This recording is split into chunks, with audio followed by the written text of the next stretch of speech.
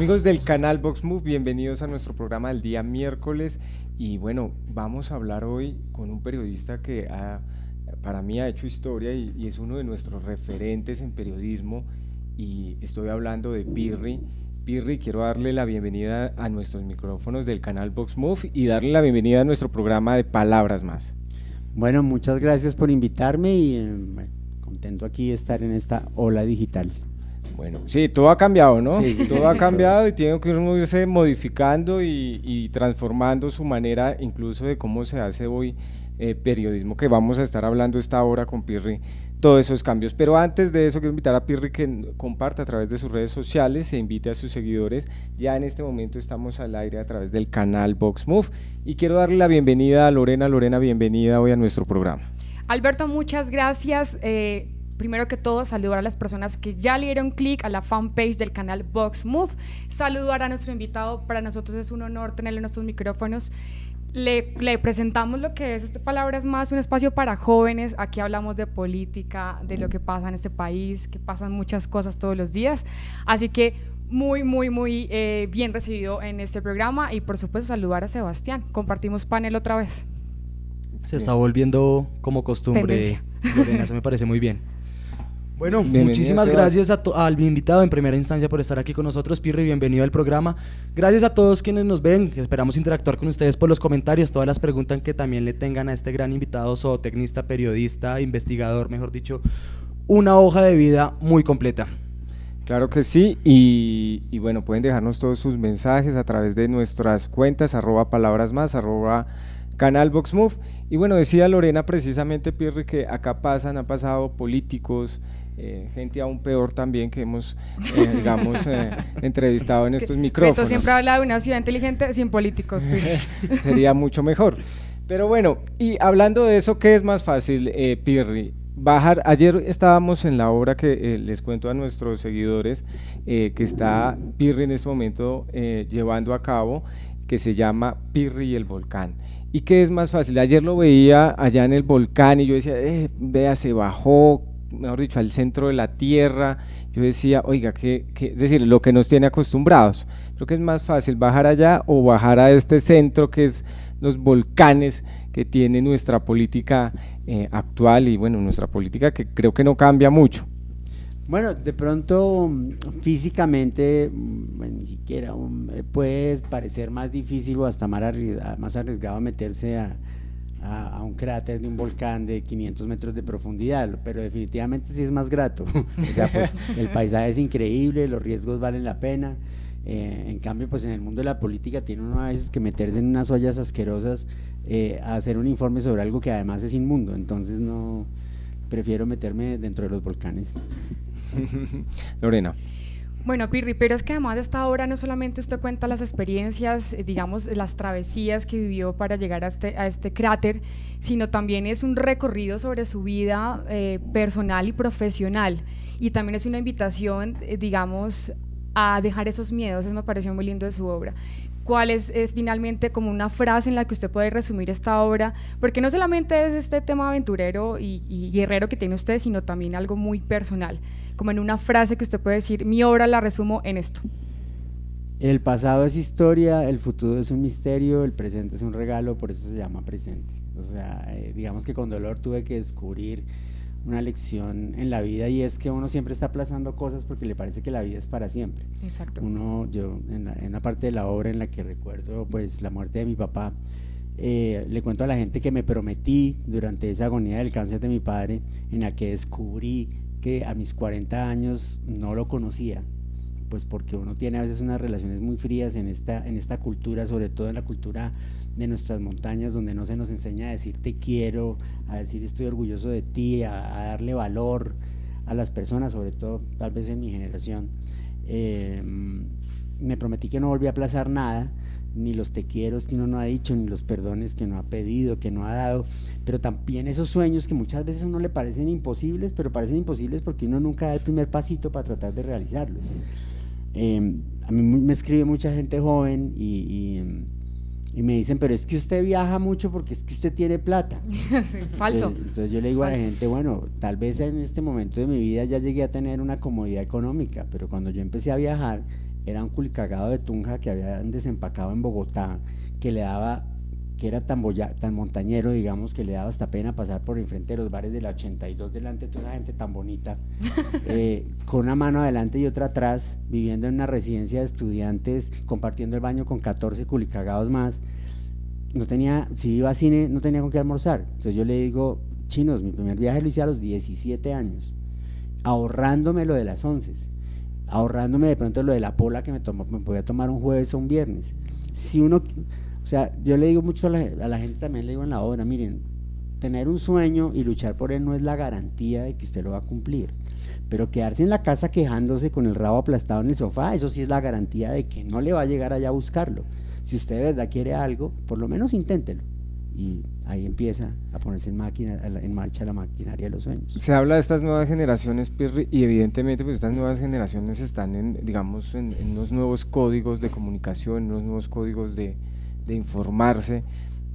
Es decir, ¿cómo ha cambiado, digamos, de esa manera? Digamos, usted fue y dijo, bueno, yo me voy, pero ¿usted cree que hoy los jóvenes sí se están arriesgando a salir, a salir incluso a construir sus sueños, o más bien el sistema educativo, el sistema consumista, por decirlo de alguna manera, los está llevando más bien a ser personas conformes e incluso con su propio país y las realidades que los están llevando? Yo creo que hay dos tipos de personas y siempre las ha habido en mundos que les han ofrecido diferentes formas de llevarles la información y la publicidad y lo que consumen, que pues se han potencializado en estos tiempos, pero el modelo va siendo más o menos el mismo.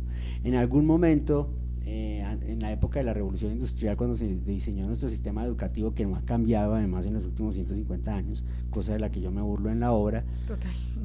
Los libros eran como hoy en día, eran como el tabú. De pronto a tener educación todos los jóvenes, se abre el mundo de los libros, y cuando los libros están ahí para la gente, pues uno siempre tiene la oportunidad de escoger qué lee. Así como cuando luego la televisión, luego primero la radio, luego la televisión y ahora los medios digitales. Al final el consumidor decide qué quiere consumir.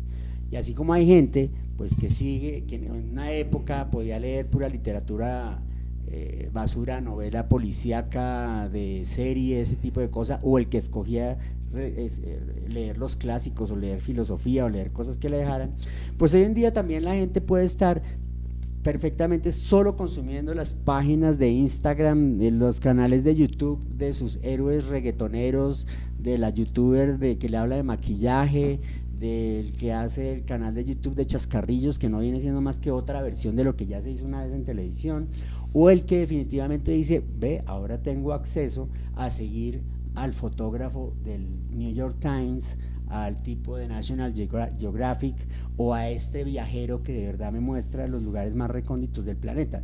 Entonces la gente escoge qué ve. Y asimismo, pues claro, hay muchos jóvenes que en este momento donde está tan disparado el consumismo, pues el máximo sueño de su vida está un poco basado en la presión social.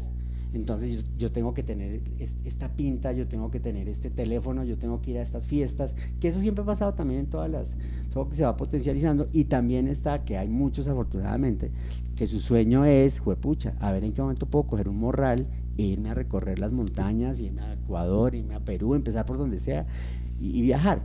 Yo veo mucha gente joven cuyo sueño es ese, empezar a viajar, que es una cultura que los europeos y los estadounidenses, por su poder adquisitivo, pudieron hacer desde mucho antes, cuando nace el movimiento de los mochileros en el mundo, y que se ha empezado a desarrollar poco a poco pues en nuestra cultura y en las culturas también de los países del tercer mundo. Y es que realmente lo importante es no perder como esa identidad y esas ganas de conocer el mundo y de también cuidar diferentes culturas y aprender más, para así, yo siempre lo digo, meterse un hachazo en la cabeza y poder abrir el cerebro y pensar diferente también. Pero una pregunta que yo creo que todas las personas quieren saber para ir a ver la obra es: ¿cuál es el mensaje contundente que Pirri quiere enviar? Bueno, pues a ver, yo quiero decirle muchas cosas a la gente en mi obra, pero no quiero que haya un mensaje, o sea, no quiero pararme allá a decirle a la gente cómo vivir, ese tipo de cosas. Obviamente sí quisiera que la gente reflexionara sobre muchos aspectos de su vida y de nuestras prioridades como sociedad, por eso utilizo casi mi vida como el esqueleto a través del cual se cuenta la historia. Porque todos los seres humanos tenemos cosas que nos hacen, cosas comunes. O sea, a veces le digo a la gente, a veces lo digo en la obra, a veces no. Si yo cojo la vida de cualquiera de ustedes, le quito las partes aburridas y le pongo una música incidental, eso al final lloramos y reímos todos. Se vende. Porque es que todos estamos hechos de lo mismo, tenemos los mismos sueños, los mismos temores, venimos de la misma idiosincrasia cultural. Entonces por eso utilizo la burla de mi vida misma, para que la gente empiece a pensar, oiga, muestra, a ver, yo estoy haciendo lo que a mí me gusta o estoy resignado a lo que me empujaron a hacer.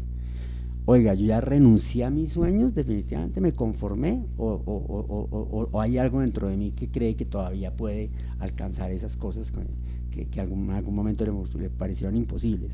¿Estoy feliz en lo que estoy haciendo o no estoy feliz en lo que estoy haciendo? Y obviamente al final, sobre lo que más quiero al final hablar, que por eso la obra no termina tan en risa, sino un poco como juepucha, nosotros como sociedad a nivel mundial estamos enfrascados en unas discusiones tan imbéciles, bueno, pueden ser muy importantes, pero quiero decir, lo imbécil es que esas discusiones puede que sean importantes, pero la más importante no la estamos teniendo, y se nos está quemando la casa, porque es que este planeta no tenemos para dónde irnos, todavía no descubrimos cómo irnos para Marte o para Venus o para otra, todo tenemos este planeta para vivir, se nos está quemando, los niveles del calentamiento global que antes eran una teoría ahora son totalmente ciertos, de los descongelamiento de los polos, 50.000 cosas están pasando a nivel ambiental y nosotros estamos agarrados porque si se pueden casar los gays, que si la extrema derecha, que si la extrema izquierda, que si volvemos no sé, a las costumbres patriarcales o nos liberamos, todavía preguntándonos, todavía discutiendo sobre si defender una igualdad con la mujer, que es que debería estar ya hace mucho tiempo súper establecida, todavía pegados al machismo, cosas así, discutiendo sobre esas vainas que además las utilizan de una manera maquiavélica grupos políticos y religiosos para mantenernos pensando en eso y no en lo que nos debería importar. Y entre las cosas que más nos debería importar estar discutiendo es qué está pasando con nuestro medio ambiente. Entonces eso es como una de las grandes cosas con las que no le quiero decir a la gente, vaya, este es el mensaje, sino váyase pensando en esto y usted mismo concluya cuál es el mensaje. Que el mensaje, digamos, de la experiencia que yo tuve anoche en la obra, porque están los martes y los miércoles, martes ¿no? y miércoles. 8:30. 8:30 de la noche. Y una de las experiencias es que hay muchos mensajes, Lorena, diría yo. Sí, yo también estuve. No estuve ese día, pero estuve antes. Hay muchos mensajes, yo creo que ese es uno, pero digamos que hay otros que por lo menos a mí me llegó, que fue el de construir los sueños, el de seguir, que a pesar de las circunstancias, porque bien todos sabemos que Pirri, digamos, después de que regresa nuevamente al canal, no sé si lo podamos decir, sí, pues, sí. Bueno, del canal RCN, pero que además sale. Pues Pirri, aprovechando que podemos hablar de eso, dijeron algo totalmente diferente cuando cancelan su programa. ¿Cuál fue la verdad? Digamos, la sabemos, digamos, como a secretos, pero ya que tenemos estos micrófonos, no fue por el rating, ¿verdad? Eso no tiene nada que ver. No, pues el que todavía piensa que fue por el rating. El que siga creyendo eso. No, bueno. Es que ni siquiera sabía que alguien creyera que había sido bueno, por pues eso. es que los medios No, se montan más o menos yo así. creo que todos Una mentira conocemos decente. o medio sabemos cuál es la situación, pero pues a ciencia cierta no hay nada certero. Si Pirri nos pudiera comentar acerca del tema, sería buenísimo. Bueno, a mí, inclusive yo me había ido a un sabático y estaba también mi situación con el canal, que inclusive el canal, que además nunca había tenido ningún tipo de censura hacia mí, me mantuvo un pequeño acuerdo económico como para asegurarme que yo no me fuera a otro canal. Cuando regresé tenía el compromiso de que si volvía a televisión tenía que ser con ellos y lo hicimos, y tan es falso que no estuviera yéndonos bien que a nosotros se nos dio, y estando en crisis ya económica el canal, se nos dio presupuesto para un equipo de 22 personas, hicimos 5 meses de preproducción. Yo tenía ya 10 historias listas para salir al aire, entre las que estaba el cartel de la hemofilia, el cartel de los enfermos mentales, la corrupción en Yopal, muchos temas, y bueno, una investigación que estábamos haciendo el presidente del Congreso de la época, que era el señor Liscano. Inclusive cuando yo volví, que negocié con el canal, pude negociar muy bien, porque lo que me decían era, te necesitamos el domingo porque la parrilla del domingo está muy caída, pero yo ni siquiera alcancé a salir al aire. como para que dijeran que nos fue mal. Porque en el empezaron a rating. aplazar y aplazar. Primero se hizo, Miss Universo primero y- se hizo un aplazamiento porque salía Miss Universo, entonces Sí, no sí. queríamos que el Miss Universo opacara la salida del programa. Pero por esos mismos días empezaron a suceder unas cosas como sospechosas con el caso del señor Liscano, que entre otras cosas por esos días empezó a llamarme para para hablar conmigo. Pues yo, como principio de periodista, le dije: no, pues mire, yo soy el director del programa y nosotros lo estamos investigando, o sea que yo no me puedo ir a tomar un café con usted. Si usted quiere, yo le mando a la periodista, que obviamente además es parte de la historia, nosotros lo estábamos buscando también para entrevistarlo, para que usted dé su versión. Y eso se quedó así, y de ahí en adelante pues ya hay gente que también empezó a decir que había sido por eso. A mí me parece que blanco es, gallina lo pone, pero yo no tengo un documento aquí firmado que diga: el canal se compromete a sacar a Pirri para defender al señor Liscano. Eso yo no lo tengo, pero Sí, entre líneas. pero se sí puede fue, entender. digamos, faltando 3 días para salir al aire, de pronto me llaman y me dicen: no, es que nos parece que la estructura del programa, o sea, un programa ya con 10 especiales listos para salir, al que le habían metido una cantidad de plata y de pronto lo queman de la noche a la mañana. Y que mantenía la estructura que ya venía con especiales Totalmente, no, Pirri. pues, y además que eso, pues ya lo había aceptado todos los comités, lo habían visto todos los presidentes, vicepresidentes, habíamos tenido reuniones, no, estábamos felices con el programa. Inclusive yo iba a arrancar con un programa que era con la denuncia de lo que habían pasado, la plata que se perdió de los Juegos Nacionales en Ibagué. En Ibagué. Pero empezó a pasar ese rumor ahí de que ese programa no iba a salir a raíz de lo del señor Liscano, y luego pues se hizo cierto que no salimos al aire, y yo hasta ahí llegué. Inclusive la periodista que estaba haciendo la investigación siguió con el tema Liscano, que creo que ese tema está en la Procuraduría. Sí, Pero la a mí me dio investigación. mucha mamera, mucha jartera, y el momento político del país estaba muy aburridor y salí muy decepcionado de esa cosa, y es más, es el momento en que todavía no quiero regresar a hacer periodismo investigativo. Me parece que además a partir de ahí todo esto se vino como en una debacle en el país, en el sentido de que cada vez se apoya menos ese tipo de periodismo. Y usted lo ve, y por ejemplo los espacios, veo que ya no hay un espacio así en el canal en el que yo estaba. No, y en el otro canal fuerte, digamos, En de Caracol televisión mantienen tampoco. un espacio apenas de media hora, que es el de los informantes, que es, pues ellos creo que tratan de hacer Pero un no gran es tan trabajo. de denuncia como si No, y fuera no, especiales Pirri. Y 3 historias de 10 minutos no alcanzan a llegar a la profundidad que tal vez ellos quisieran hacer. Y Séptimo Día no alcanza a ese nivel investigativo jamás. No, pues, Séptimo Día es otro cuento. investigar líos de herencias y investigar fantasmas, a mí no me parece, con el debido respeto, pues que sea muy periodismo investigativo. Y yo sé que ese periodismo funciona, porque a nosotros nos funcionó durante muchos años. Nosotros llegamos a tener 42 puntos de rating. Y si uno sabe contarle las historias a la gente le gusta informarse. Lo que pasa es que a veces el periodismo, el colombiano termina en la cultura de hacerse la información a partir de los tweets y los titulares.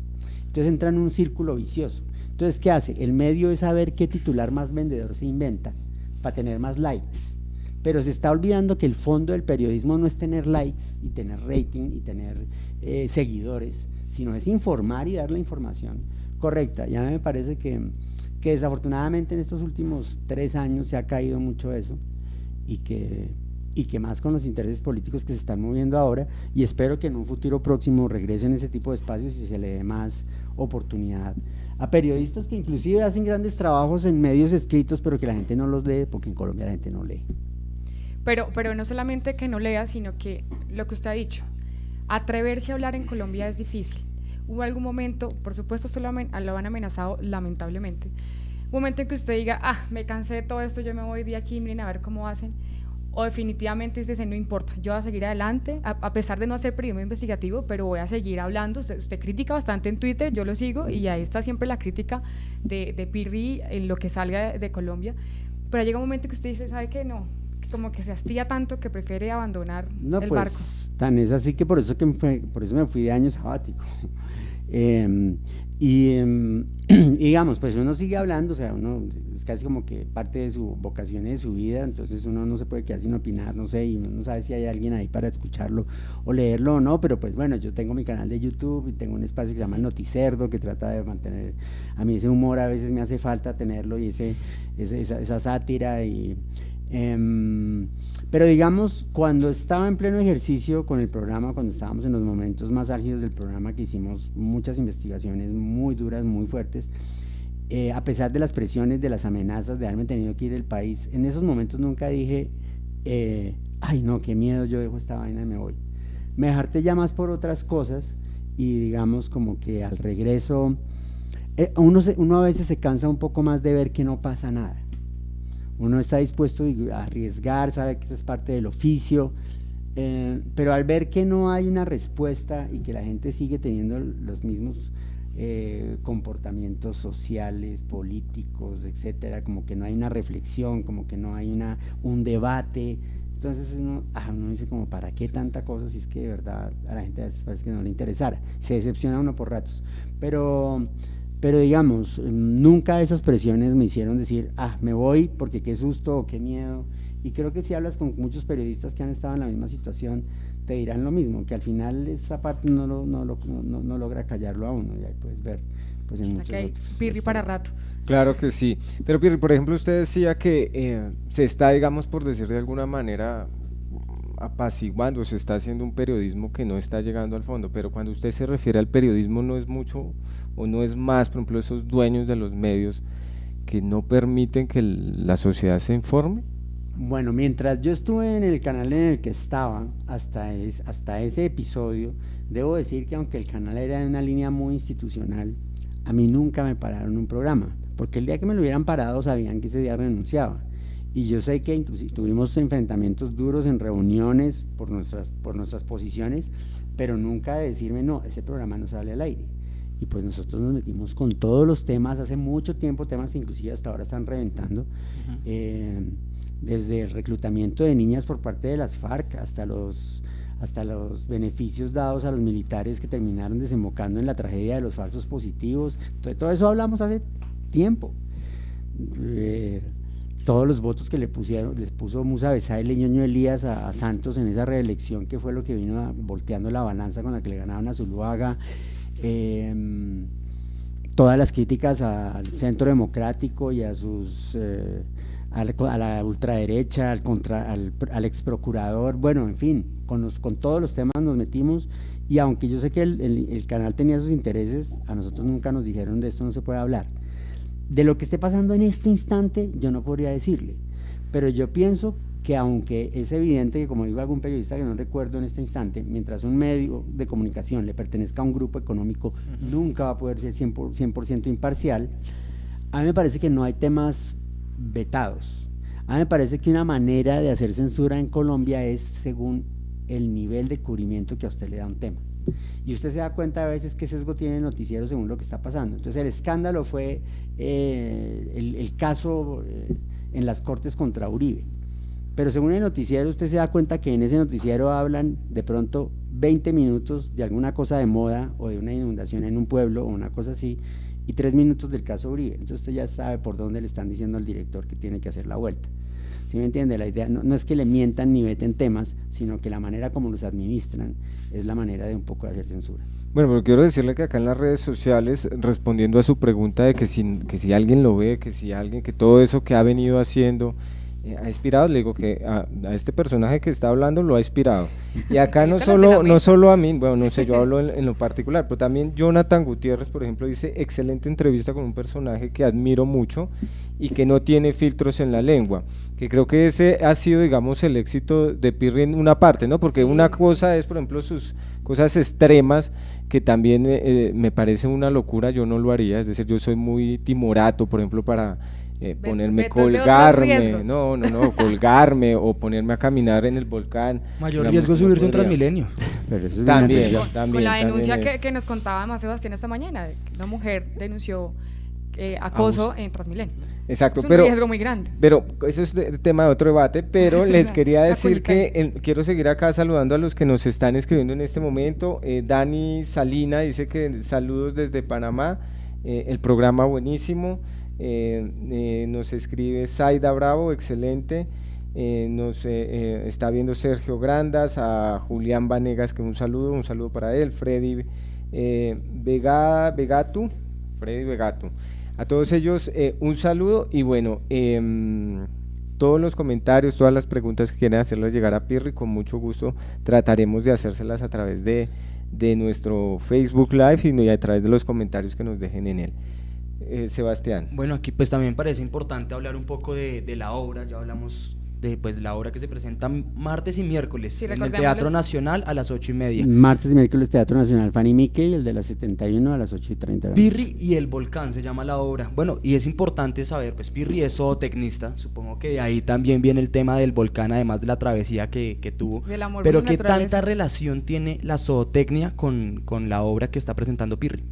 Pues vea, da la casualidad que armando la obra, yo siempre me burlo de mis recuerdos de la zootecnia porque es que es demasiado, o sea, yo empecé con demasiada desventaja, en el sentido de que a mí me educaron para hacer lo que me dijeran, sin cuestionar, sin preguntar, sin pensar por mí mismo, porque haga caso. haga lo que se le diga, Sí. a tal punto que una persona que amaba los libros y el cine termina estudiando zootecnia. Pero da mucha risa que teniendo la actual situación política del país, yo haya tenido que en la zootecnia y no en el periodismo masturbar un chancho, por ejemplo. Sí. Pues porque a mí me tocaba estudiar reproducción porcina y bovina. Entonces, como para hacerle ver a la gente que uno puede terminar en el lugar más equivocado si no tiene un poquito de valor a la hora de imponer sus sueños sobre lo que le empujan a hacer, pues si usted termina haciendo lo que le digan, pues puede terminar haciendo lo que menos le guste.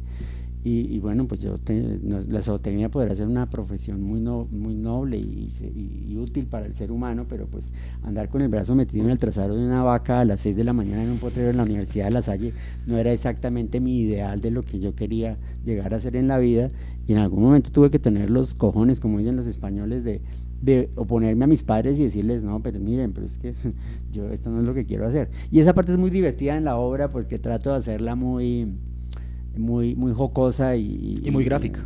Sí, y bueno, y ahí me saldrá el tricito de histrionismo que tengo para el humor, pero pues tienen que ir a verla para ver esa parte. Antes de entrar al aire por la fanpage de Canal Books Move, hablábamos de ese momento previo al entrar al escenario, y usted nos contaba que no siempre es el mismo, o sea, que todo el público es diferente, o sea, que nunca es, digamos, homogéneo las personas que van los martes a ver su obra. ¿Qué se siente, digamos, ese momento antes de salir a enfrentarse al público? No todos se ríen del mismo chistes. ¿Cómo es, digamos, ese instante? El público es como una pareja a la que uno quiere seducir. Uno puede haber tratado de seducir a muchas parejas en su vida, o uno puede haber conocido a muchas mujeres en su vida, y aunque las mujeres tienen siempre algunas cosas en común, cada mujer es un universo distinto. Uno sale y se para ahí, juepucha, y uno no sabe ese público que está ahí, que tiene que seducir esa noche, qué es lo que lo seduce. Uno cree y tiene ciertas herramientas que le han servido en otras ocasiones, pero uno lo puede, es un reto diferente cada noche, y eso lo hace muy interesante, pero al mismo tiempo hace que cada noche antes de salir, a mí en realidad me dé culillo, a mí me sudan las manos. Pánico escénico no, porque quedaría uno ahí paralizado. Pero sí, cuando creo que la tengo más dominada, ya empieza el video con el que empieza la obra, y ya entonces sabe uno que va a salir y le toca a uno aplicar cosas que yo mismo le digo a la gente en la conferencia, que respire, concéntrese en que está bien preparado, en que usted hizo la lección y no se la crea. Usted cuenta ahí una experiencia que tuvo con un evento que estaba presentando y que por los nervios... Sí, pero no lo voy a contar aquí. No, es una de las, se la dejamos, es obviamente, incógnita para que vayan y le vean el es una de las partes más Pero divertidas Pirri, de la obra. cuando ha subido volcanes, ha estado a metros de la lava, se ha lanzado de paracaídas, ¿siente miedo al salir a un escenario y enfrentarse con un público? Claro, eso es lo que estoy diciendo, siempre me da miedo. Y pero a pesar de haber hecho todo eso, que pues es una mucho cosa más, una no sé, cosa a mí me parece mucho más aguerrida. Una fuerte, cosa no sí. tiene que ver con la otra, y eso yo le digo a la gente, o sea, usted puede coger al tipo más, no sé, al explorador más valiente de la Tierra, y a todos nos va a dar miedo a algo, sobre todo los miedos sociales, todos los tenemos. Es más, usted va a ver, y muchos de los grandes exploradores, el mejor escalador del mundo ahorita, Alex Honnold, que escala sin cuerda, unas cosas impresionantes, un tipo súper tímido, que le da mucha pena salir a hablar a un micrófono. Pero es que una cosa no tiene que ver con la otra. Usted no puede comparar el temor de salir a echarse bala contra otro grupo armado en una guerra a los temores que le dan a uno simplemente en su día a día, que es una cosa que trato de hacerle caer a la gente en el show. La mayoría de los miedos que nos impiden llegar a ser felices y alcanzar nuestros sueños son miedos pendejos, miedo a decirle a la persona que nos gusta, miedo a hablar en público, miedo a lanzarse a un proyecto o a proponer, porque nos han enseñado que hay que ver, por ejemplo, en nuestros colegas periodistas, cómo nos han enseñado que es que uno no se puede equivocar. Entonces usted los ve al aire, ¿no?, a muchos colegas, y cometen un error, y en vez de reírse de su error y decir, ay, perdón, dije mal, y retomar, usted las ve poniendo en unas posiciones de serias y tratar de componer la embarrada, que se ven peor, porque nos han enseñado desde el colegio que es que uno no se puede equivocar, y resulta que uno se puede equivocar, lo que tiene que hacer es corregir. Así se aprende. Y sobre todo que si usted, más allá de que el error se aprende, lo que quiero decir es que es mucho más honesto y humano, por ejemplo, de parte de un presentador, de un periodista, mostrarse tal como es. Obviamente quiero decir, prepararse y tal cosa, pero quiero decir, está haciendo una presentación en vivo en directo, lo que les pasa a las reinas a veces. Sí, sí. Pucha, mejor digan no sé la respuesta, a salir ahí a tratar de componerla por un lado y terminar diciendo como la señorita Panamá esa que le preguntan por Confucio y dice que es el inventor de la confusión, porque nos han metido desde la educación que es que uno no se puede equivocar. No, sí, uno se puede equivocar, pero lo que tiene que hacer es tener la honestidad de decir, oh, perdón, lo siento, me equivoqué, y retomar, y sale mucho mejor, le va mucho mejor inclusive con la gente. Entonces, pues sí, obviamente siempre me da miedo al salir al escenario, si la gente me viera le daría mucha risa verme en el camerino, pero después de la primera carcajada del público, ¿cuál es el ritual antes de salir? Ese feedback ya me reconecta. Yo tengo así un ritual muy específico. Yo empiezo a tratar de ordenarme los pelos con una cera para tratar de disimular la calva, porque todavía tengo algo de vanidad. Entonces, por el resto, a mí ni me maquillan ni nada. Yo siento que la cosa ya se vino encima cuando me ponen el micrófono, que es cuando hacen el segundo llamado. Y esos 10 minutos son horribles, son una ansiedad porque uno ya quiere que eso empiece. Pero como digo, siempre es el público el que termina haciendo la obra, porque si el público no la está disfrutando, a uno le cuesta mucho levantar, y uno tiene que hacer. Pero cuando el público le devuelve a uno esa energía, el rush de la palabra es como, no sé, se me olvida la palabra, pues, bueno, se sube uno tanto, se emociona tanto que inclusive sobre el texto básico uno empieza a improvisar, sí, y salen cosas que uno no se esperaba. A veces una cara de una persona, me pasó una cosa muy divertida, que es cuando yo hablo de la virginidad de mis papás y de la educación sexual, que llegaron los dos vírgenes a su noche de bodas. Pues estoy hablando de mi papá y mi mamá, que tiene 72 años, y cuento, en esa época llega mi mamá virgen al matrimonio, y había una señora como la de mi mamá, fue en la tercera fila, y soltó una carcajada que nadie más soltó, o sea, era la única que se sentía perfectamente identificada. Y claro, y su risa fue tan solitaria que inmediatamente hicimos contacto visual, y el resto del pedazo ese fue como entre ella y yo, y se generó una dinámica muy divertida. La señora estaba que se desternillaba de la risa, sintiéndose súper identificada, y el resto de la gente estaba aún más divertido porque tenían al personaje ahí. O sea, miren, es la señora que llegó al matrimonio. Entonces, ¿Por qué usar este formato, Pirri, digamos, de el teatro o esta? Además que tiene mezcla de todo, ¿no? Sí, hay video, hay de todo. Sátira, es decir, denuncia. ¿por qué este formato y no hacerlo, digamos, como ya lo venía haciendo tradicionalmente? O bueno, sí, ¿por qué decidió usar ese formato? Bueno, pues porque es que de lo que hablo aquí no es, digamos, es muy diferente lo que yo puedo o lo que yo comunicaba en mis espacios de televisión a lo que quiero comunicar acá. En un programa de televisión no voy a tratar de decirle a la gente, no puedo alcanzar a ver, uno cuenta historias tan personales en la televisión, no porque no se pueda, sino porque uno no va a coger la televisión como una oda a lo que fue su vida, o eso puede cansar a la gente.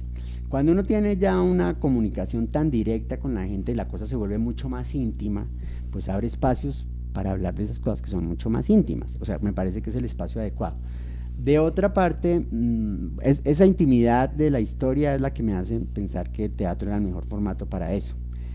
De otra parte, pues para mí también es una experiencia diferente, y así como me encanta un día escalar en roca, otro día me gusta ir a bucear, unas veces me gusta hacer informes de esta clase, otros días me gusta hacer el noticerdo, otros días hago muchas cosas. Esto es algo que es totalmente diferente a la otro, y que es diferente al otro, y que lo quería volver a hacer porque es una adrenalina distinta, una comunicación diferente, un reto diferente, y es como una cosa que uno dice, bueno, es como uno dice, yo me quiero subir a esa montaña, también dice, yo quiero hacer esto otra vez, porque ya lo había hecho hace unos años, y bueno, es un desafío distinto que me encanta. ¿Cuál es el siguiente reto de Pirri? El año que viene me desconecto otra vez. Se nos va de viaje. Sí, ¿Qué pues dice? sí. Quiero terminar o sea, toda esta historia de los volcanes empieza con la idea de hacer un documental que puede ser muy costoso y que durante estos últimos 2 años ha sido muy difícil conseguir apoyo en Colombia porque ha habido muchas incertidumbres económicas. Entonces venían las elecciones, se cayó el precio del petróleo, bueno, imposible, y pues porque además ahora se ha atomizado el apoyo a la gente porque las marcas no saben a quién apoyar. Entonces hay una cantidad de youtubers que tienen millones de seguidores, de influencers, de etcétera. Entonces uno entra a competir con muchísimas cosas.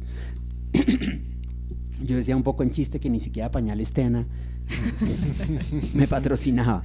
Entonces, digamos, yo en realidad sentí que tuve una revelación cuando me metí en el fondo de ese volcán, que por eso nace la idea de contar esta historia y decirle a la gente, mire, es que cuando usted se para frente a los poderes de la naturaleza y se da cuenta que no somos nada, se nos debería caer la arrogancia y ver cómo estamos siendo idiotas con el planeta.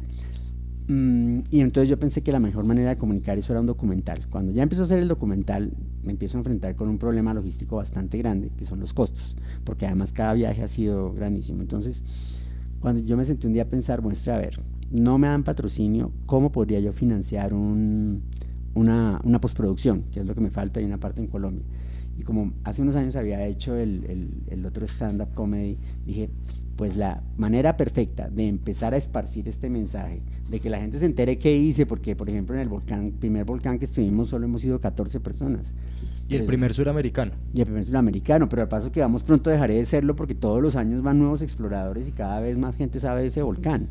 Y pues documentalistas de todo el mundo cada vez que lo ven quieren ir y obviamente hacer lo mismo. Entonces quería contar eso, quería esparcir ese mensaje y además si me va bien pues puedo destinar todo lo que salga de eso a la postproducción del documental. Entonces eso fue un poco también toda la dinámica de cómo termino haciendo esta pieza. Y bueno, y ahí vamos. Entonces la idea es retomar a partir del otro año, a ver si termino este gran proyecto de volcanes y dedicarme. Yo siento un poco con pesar que estoy viendo la destrucción del planeta en tiempo real. Entonces, así como he decidido que voy a dedicar todo lo que viene de aquí en adelante en mi vida a hablar del planeta y a tratar de que la gente reflexione sobre lo que hay que cuidar, por si acaso el ser humano no toma la decisión de que tenemos que hacer algo en este momento, pues que yo sí quiero conocer todos esos ecosistemas antes de que los destruyamos. Entonces quiero ir a bucear a Filipinas, al Parque Nacional de Palawan, quiero ir a Mongolia a conocer todos esos países que en algún momento fueron de la Unión Soviética, Kazajistán, Uzbekistán, toda esa parte donde fue el imperio mongol. Quiero ir con varias fundaciones que están luchando por especies como el elefante africano, el rinoceronte, etcétera, en África, para documentar el trabajo de los rangers y la gente que hace esas. Y esos son solo como 3 de los proyectos que tengo para el año que viene. O sea, ¿cuántos países ya ha conocido Pirri? Yo voy en 70 y algo. Ahorita hay mucha gente. Es difícil alcanzar a Pirri. Claro, pero es que hay mucha gente que le gusta contar los países. A ver, Islas Caimán son unas islas que usted le da una vuelta en 40 minutos y eso es un país.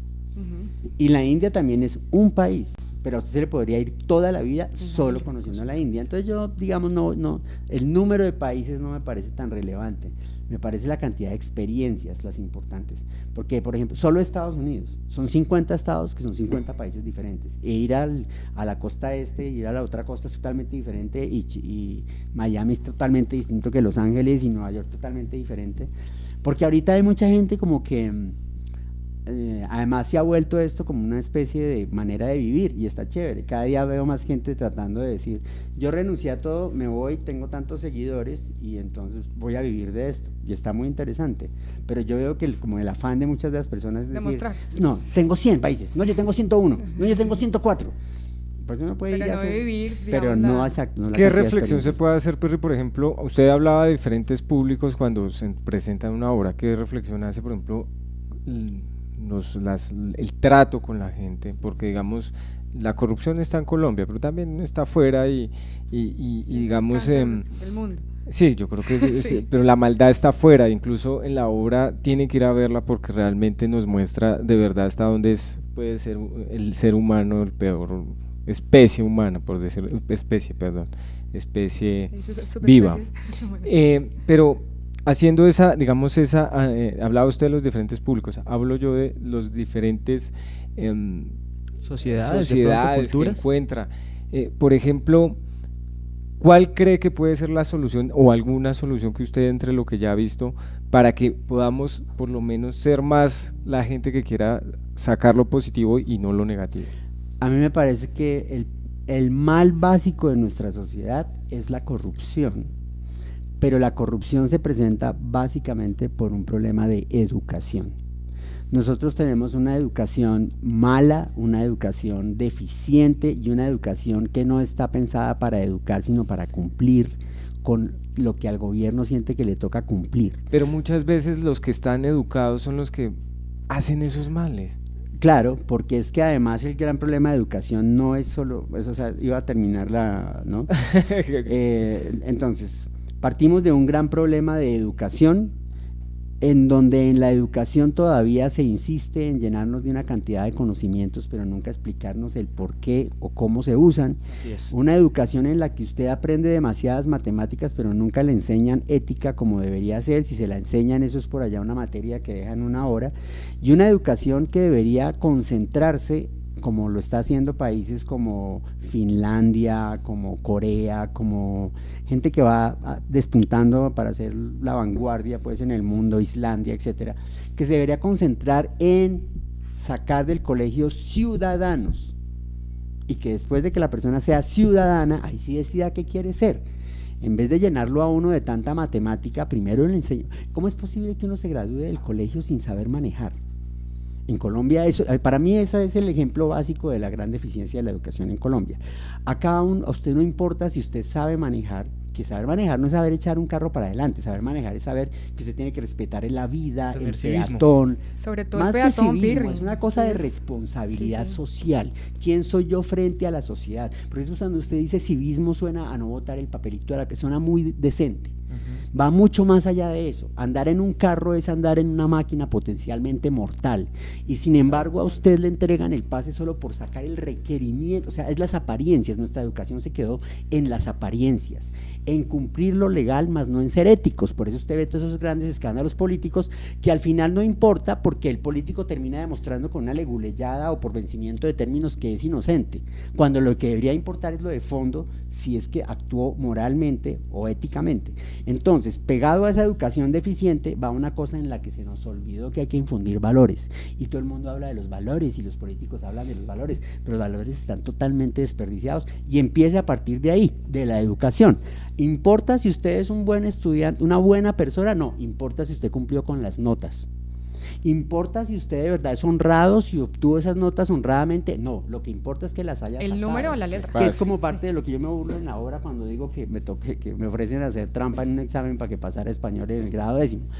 Entonces ahí creo que está la base y la madre de todos nuestros problemas, en ese círculo vicioso entre educación, corrupción y valores que se da casi que desde el mismo hogar, y sobre todo desde la educación y de la responsabilidad del Estado, que pareciera que no le interesara crear buenas personas, sino simplemente cumplir y decir, tenemos tantos bachilleres al año, tenemos tantos graduados al año, pero ¿dónde está la calidad de esas personas? Sí, tenemos cobertura total, pero la calidad más bien poco. Y bueno, ni siquiera la tenemos. Ni siquiera, porque hablamos en ciudades. Y usted se va a dar cuenta, y lo que, por ejemplo, la educación es tan mal planteada que cada vez las universidades tienen más dinero y más facultades, pero cada vez es más defectuosa la educación, y cada vez, o sea, todo siempre además termina yendo a ese otro gran mal de la humanidad, que es la codicia y el capitalismo salvaje. A mí me parece que el capitalismo está muy bien, pero el capitalismo salvaje, donde lo único que importan son las ganancias, cuando hay cosas sagradas en las que eso no debería importar, como la salud o la educación, la salud y la educación principalmente, eso es otra cosa que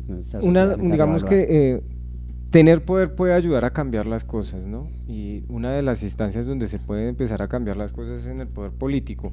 ¿Ha pensado usted en algún momento, Pirri, meterse en esas ya con la risa, ¿sabes? escenas? No, uno no me robó sabe la qué tal pregunta, diga, de pronto, porque Senado, tiene muchos seguidores acá, nos están... En Twitter tiene 2 millones de seguidores. Por eso, y acá solo en este programa al aire nos han escrito y nos han dicho, pero esta sí es una pregunta mía, y es, ¿ha pensado en algún momento, Pirri, pasar de ese escenario en donde no solamente hace la crítica, sino ir y poner, bueno, vamos a el medio ambiente, y donde está el poder realmente, donde se toman las decisiones que son las leyes, ir allá de pronto en algún momento? Está tan podrido y tan desfigurado nuestro sistema que yo veo el mundo de la política como un gran pozo de excremento del que es imposible atravesar sin salir untado. Y eso me parece que es lo que define la política. Y yo veo muchos políticos honestos, que los hay, tratando de hacer cosas, y uno también va viendo cómo sus carreras se van desfigurando porque se entran y se encuentran con que es que nada se da. ¿Como quién, por ejemplo, se desfiguró? Que usted dijo, oiga, este puede Iba ser… bien y se torció. O uno que se torció, digamos. No, es que lo ve uno como que perdió el toque, perdió el… a ver, no, pues… Tantos. No tengo un caso exactamente en este momento en mi cabeza, pero lo que digo es que por muy buenas intenciones que tengan los políticos, terminan que entrando a transar, porque ellos ya cuando entran se dan cuenta que es que sin los otros no se hace nada, y nuestro sistema político se desfiguró totalmente cuando se inventa el Congreso, y la figura de un Congreso y un presidente. La figura del Congreso es para que sea una especie de filtro y un sistema de amortiguación entre la presidencia y el ciudadano, para que el presidente no sea un rey, para que no tenga facultades completas, y para que ese filtro, que sería el Congreso, actúe en representación de los ciudadanos frente a ese poder que es el presidente.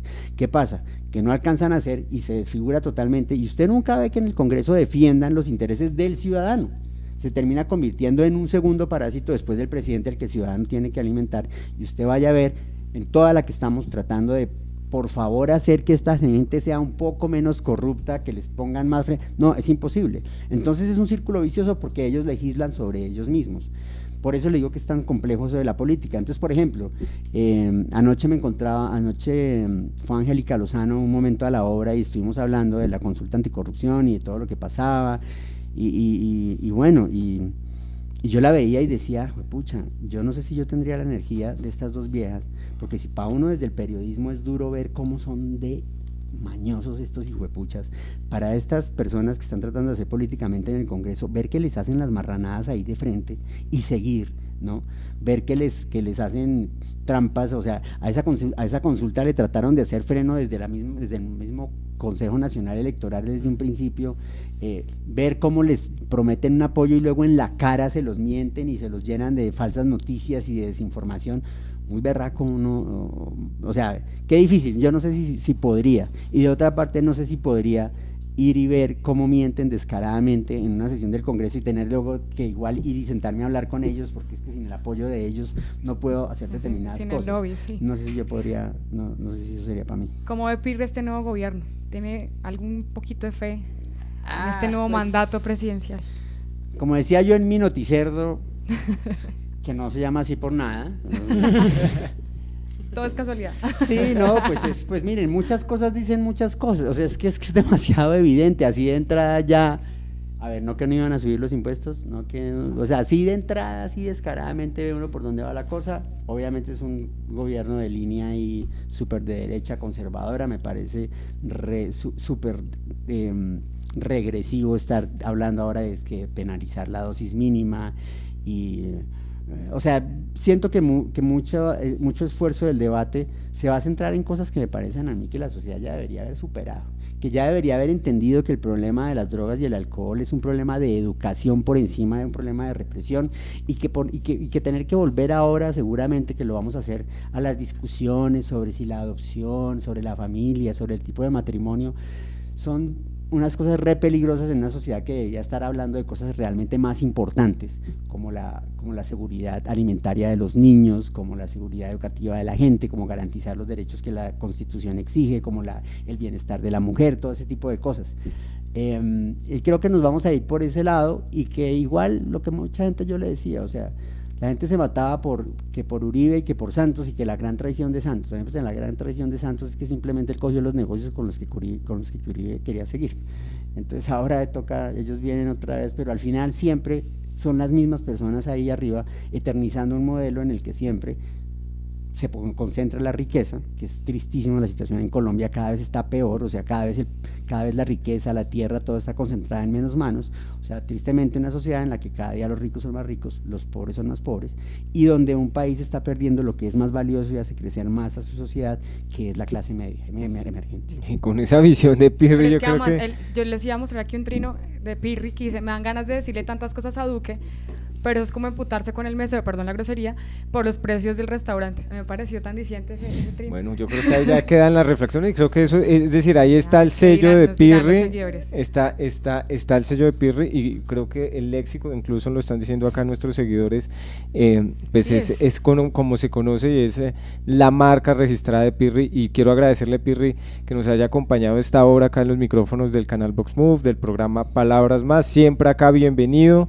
Lo que necesite, con mucho gusto, Aquí a la orden, así como dicen.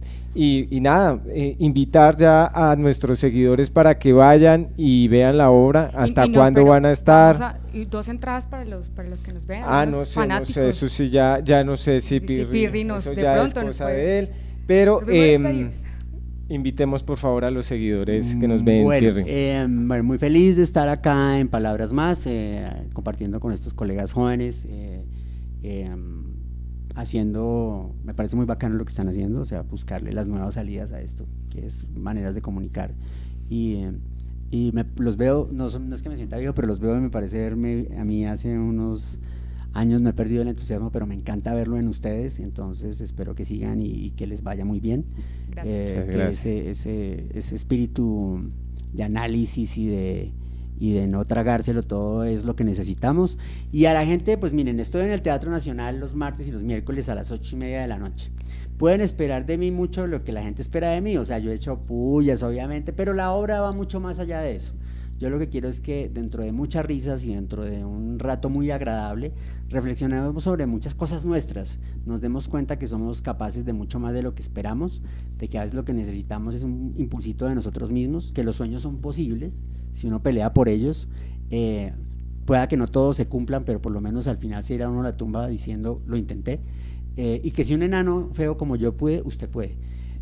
Y además van a ver las imágenes más impresionantes de mi exploración a los volcanes, créanme que es una cosa que de verdad con orgullo les cuento, y que quede al final como una reflexión y un pensamiento sobre el planeta, pero sobre todo vamos a reírnos.